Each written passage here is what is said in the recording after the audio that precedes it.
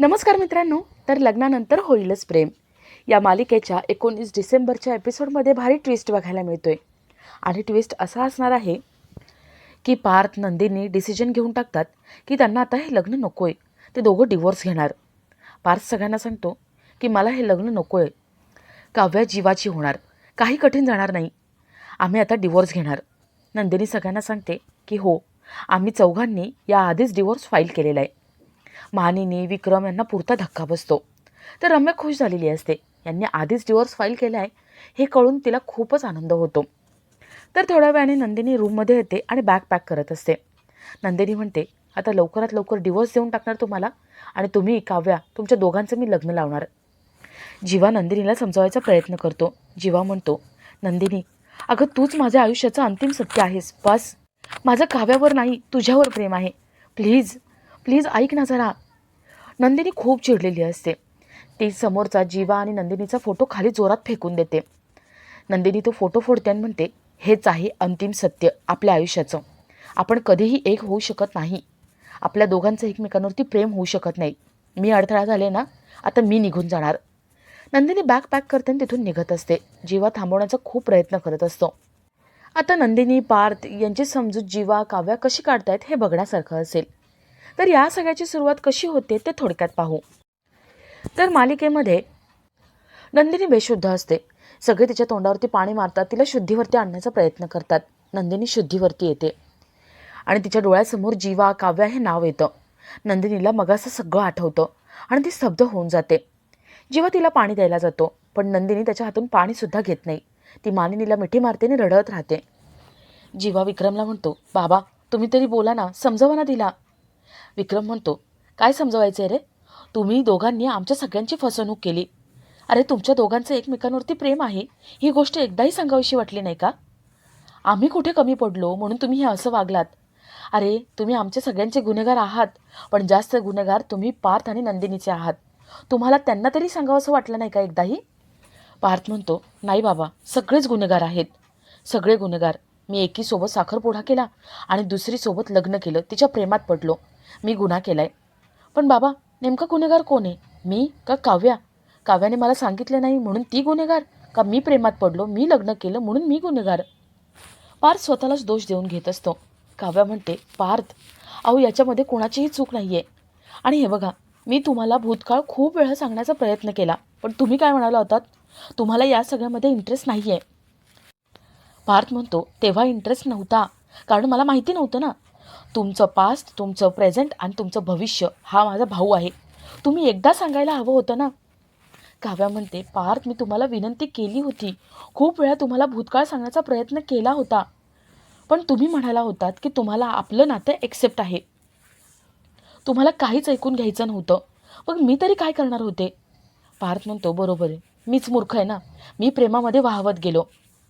पण काव्या, मी तुम्हाला लग्नाआधी एकदा विचारलं होतं की तुमचं प्रेम आहे का कुणावरती, सांगितलं नाही तेव्हा तुम्ही मला. एकदा सांगून बघायचं होतं ना, मी लग्न थांबवलं असतं. काव्या विचारते, कसं थांबवलं असतं तुम्ही लग्न? अहो त्यावेळेस काय काय झाले तुम्हाला चांगलंच माहिती आहे ना. पार्थला लग्नाच्या वेळेस काय काय झालं होतं ते सगळं आठवतं. नंदिनीला किडनॅप केलं गेलं होतं. नंदिनी तिथे नव्हती. गावकऱ्यांनी नंदिनी पळून गेली असं सांगितलं आणि त्यानंतर गावकऱ्यांनी प्रेशराईज केलं होतं, सगळ्यांनाच दोष दिले होते आणि त्यामुळे लग्न करावं लागलं होतं. पार्थ म्हणतो, काव्या अहो लग्नानंतर तरी एकदा तरी सांगायचं होतं. मी माझ्या भावाचं जॅकेट हक्काने घेतलं, पण त्याचं ज्या मुलीवरती प्रेम आहे तिच्यावरती मी हक्क कधीच सांगितला नसता. माझ्या भावाला ती मुलगी परत देऊन टाकली असती.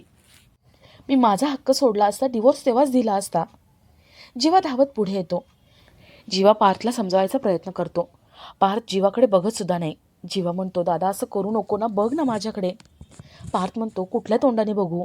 अरे तुझा मी गुन्हेगार आहे आणि मला शिक्षा व्हायलाच हवी. पार्थ स्वतःच्याच कानाखाली मारून घेत असतो. जीवा त्याला थांबवतो आणि जीवा पार्थला समजावायचा प्रयत्न करतो. या सगळ्यामध्ये त्याची काही चूक नाही आहे, स्वतःला दोष देऊन घेऊ नको असं सांगतो. पार्थ म्हणतो, कसा दोष देऊन घेऊ नको, माझा दोष आहे या सगळ्यामध्ये. मी रोज काव्यासमोर माझं तिच्यावरती किती प्रेम आहे हे सांगण्याचा नव्याने प्रयत्न करत होतो, हा दोष आहे माझा. पार्थ थोडा विचार करतो आणि म्हणतो, पण जीवा मी तुला खरंच सांगतो, माझं काव्यावरती प्रेम आहे एवढंच मी त्यांना सांगत होतो. यापुढे आम्ही कुठलीही लाईन क्रॉस केलेली नाही आहे. काव्या इनोसंट आहेत, त्या अजूनही तुझ्या आहेत. जीवा म्हणतो, दादा आम्ही पण जेव्हा प्रेमात होतो ना तेव्हा कुठल्याही प्रकारची लाईन क्रॉस केलेली नाही आहे. मी देवाची शपथ घेऊन सांगतो, आम्ही दोघांनी लाईन क्रॉस केली नाही आहे.